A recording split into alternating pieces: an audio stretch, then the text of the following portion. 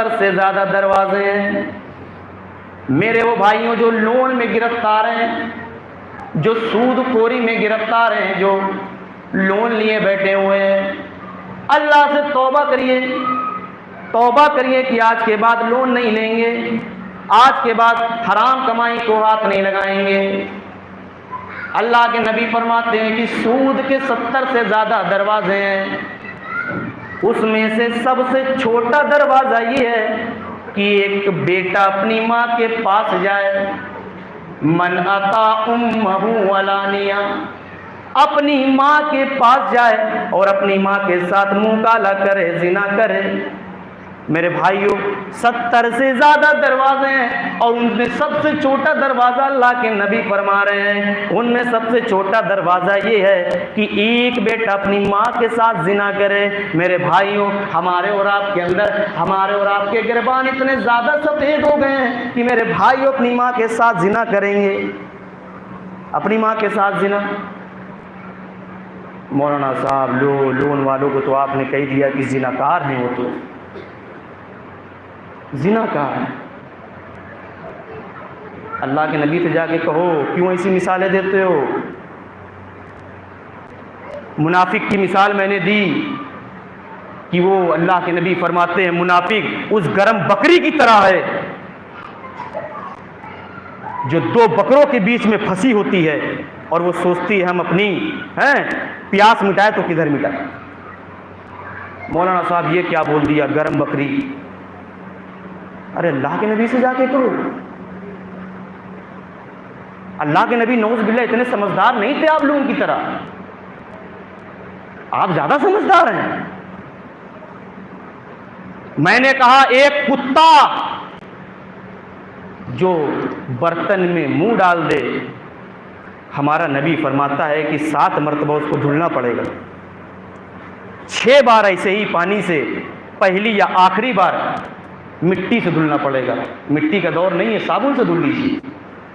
मैंने इल्म की फजीलत बताते हुए बयान किया कि जब उसी कुत्ते को इल्म दे दिया जाए, उसी कुत्ते को इल्म सिखा दिया जाए, अल्लाह फरमा रहा है वमा अल्लमतुम मिनल जवारिही मुकल्लिबीन, जब उस कुत्ते को इल्म दे दिया जाएगा, उस कुत्ते को जानकारी दे दी जाएगी, तो मेरे भाइयों बिस्मिल्लाह करके अगर उसको लील गाय पर छोड़ दिया जाए, ट्रेन करने के बाद एक कुत्ते को, मसले को समझिए और अपनी जहालत को खत्म करिए। मैं कहना क्या चाह रहा था और लोग समझे क्या?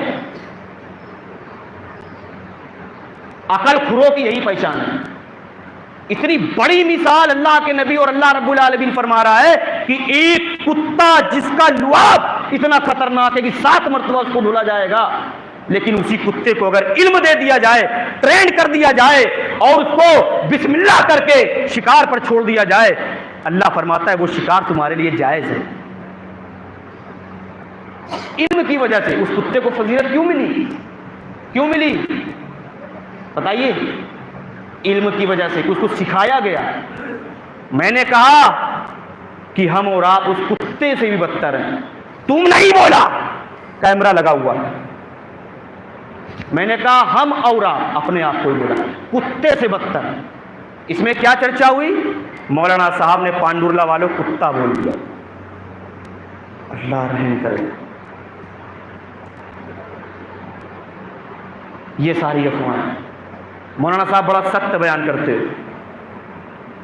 ला यअतबिरुल कसीरु अलल ला यअतबिरुल शाज़ वल कसीर, कि जब ज्यादा लोग में थोड़े बहुत पढ़े लिखे हों तो उसका एतबार नहीं होता। अरबी का कायदा है, पढ़े लिखे लोग जानते हैं। अब मैं बेनमाजी पे तकरीर कर रहा हूं, अरे बेनमाजियों तुम जहन्नम के अंदर जाओगे, बेनमाजियों तुम ऐसा कर रहे हो, ऐसा होगा, ऐसा होगा, ऐसा होगा। अब उसमें से नमाजी खड़ा हो जाए, ए मौलाना साहब पागल हो गए क्या, मैं तो नमाज पढ़ता हूं।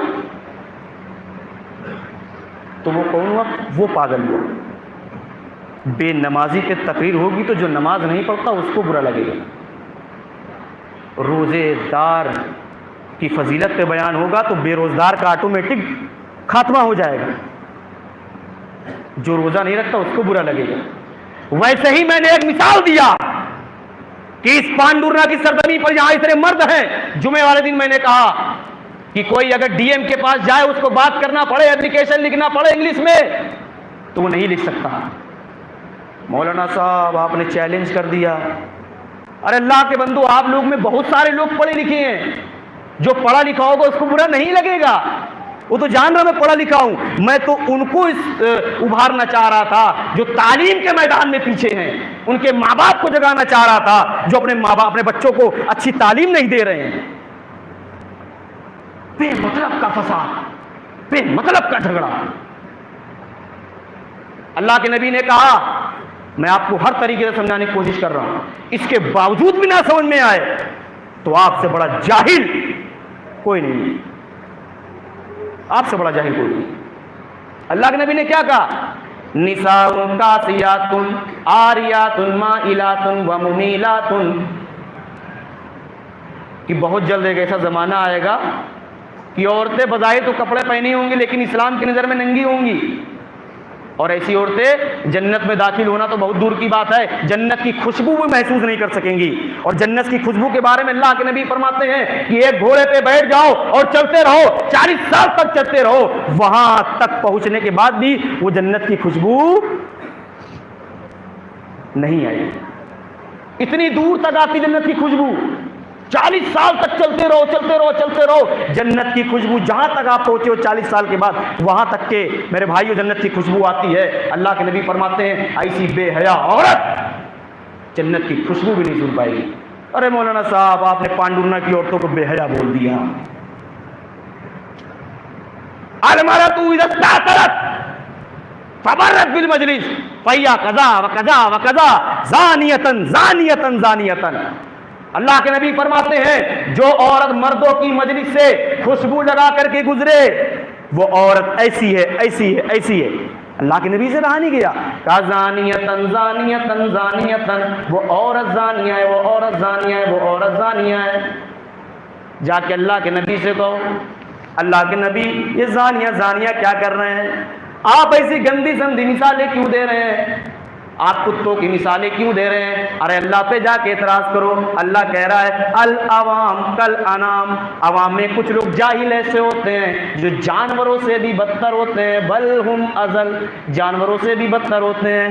तुम मेरे ऊपर उंगली नहीं उठा रहे हो बल्कि अल्लाह के ऊपर उंगली उठा रहे हो। अल्लाह से जाकर को अल्लाह तुमने इसी कुरान की आयत क्यों नाजिल कर दी है? नऊज़ुबिल्लाह, अल्लाह तुमसे ज्यादा समझदार नहीं है, मुझे समझ में आ गया है। अल्लाह के यहाँ तुम्हारी कोई कदर मंजिलत नहीं है, गलत बोल दिया, आपके यहाँ अल्लाह की कोई कदर मंजिलत नहीं है। मेरे भाइयों, एतराज हम पर उठाने से पहले अल्लाह के ऊपर उठाओ, एतराज हम पर उठाने से पहले नबी अकरम सल्लल्लाहु अलैहि वसल्लम के ऊपर उठाओ।